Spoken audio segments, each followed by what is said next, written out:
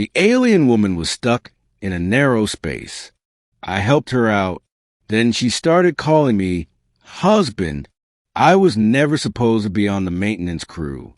As a pilot, my job was to fly supply drops and emergency evac missions, not crawl around inside heating vents of alien spaceports. But when the station's AI flagged a critical blockage in the ventilation system on deck G-17, and no one else volunteered, I grabbed a toolkit and went. What I didn't expect to find was someone alive in there. At first, I thought it was a trick of the shadows. Then I heard soft, frantic breathing. I crawled deeper into the narrow passage and spotted her wedged between two pipe shafts, arms pinned, one leg twisted awkwardly beneath her. Her skin was a pale lavender hue, and bioluminescent veins pulsed faintly along her arms and neck. Her white hair floated slightly in the recycled air current, and her eyes, silver and frightened, locked onto mine the moment I came into view. She hissed. "Hey, easy," I said, holding up both hands. "You're stuck. Let me help." She blinked rapidly, then gave a curt nod.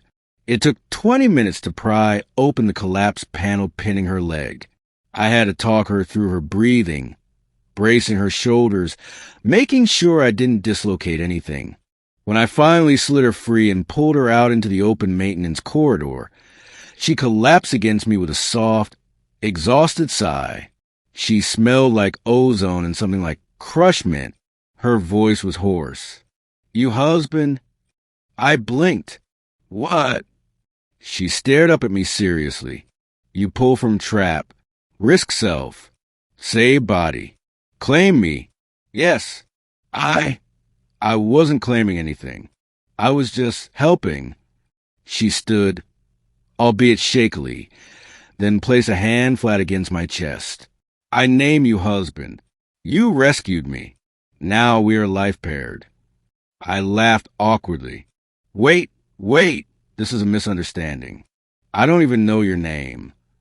"I sorry," she said. "You may call me mate." I tried reporting the incident, but the station admin brushed it off. "Oh, one of the VA Reethi?" "Yeah, they're a bit intense with cultural bonds. You save her life in a vulnerable state. That's basically a marriage ritual to them." "You're joking." "Hey, better than being eaten." Helpful. The next day, she showed up outside my quarters. She had her hair braided with metal charms, her clothing newly cleaned, and she carried what I later learned was a gift satchel, filled with dried fruits, small crystals, and an intricately folded piece of cloth that was apparently their version of a wedding shawl. "I bring offerings," she said. "I will now live here." Listen, this isn't how things work for humans." She tilted her head. "Your scent is acceptable. Your reflexes are strong. You are not claimed by another. There is no challenge." I stood there, stunned. "There's no challenge? In my culture," she explained calmly, "rescue from fatal entrapment binds a soul. It is law. And if I say no," she thought a moment, "then I will mourn for 7 sun turns, then challenge your next chosen mate to ritual combat." This woman was dead serious. I let her stay that night, mostly because she refused to leave and sat cross-legged by my door until I relented.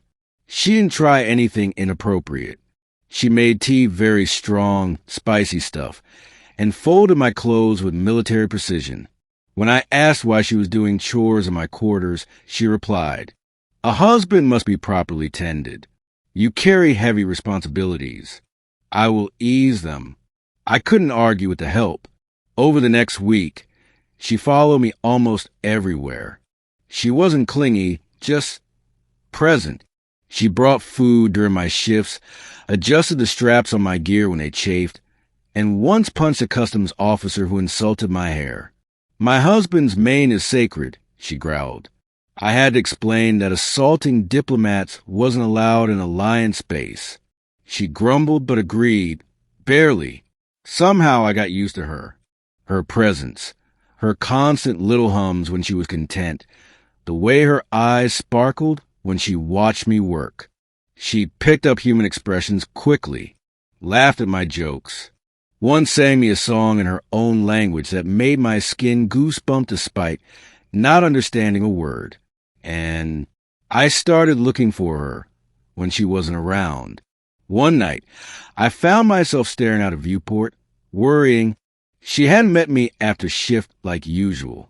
Turned out she'd gone to the hydroponics bay to collect a rare herb she said promoted bonding strength. She returned with a bruised arm and a triumphant smile. I fought a grower for it. He tried to deny me. I bit his shoulder. We are friends now. I stared. I saw you don't have to fight for me. I want to, she said. You are my rescue, my anchor, my home. Those words hit deep. Eventually, the station prepared for a long-range mission. New sectors, dangerous routes, the kind of jobs I usually accepted alone. But this time, when I got my assignment, I saw he stood next to me at the briefing and said, "We go." The commander looked between us. "She part of your crew?" "She's my wife, apparently." Commander raised a brow. "Good. We need strong teams." I saw he grinned. "We've traveled 2 systems since. She saved my life from a plasma leak once. I stitched her side after a pirate encounter. She keeps calling me husband, even when talking to strangers. It used to make me flinch. Now I just smile and hold her hand. Because even if our bond began in a narrow duct full of dust and panic, it became something real, something strange, warm, and wild. And truthfully, I wouldn't trade my alien wife for anything.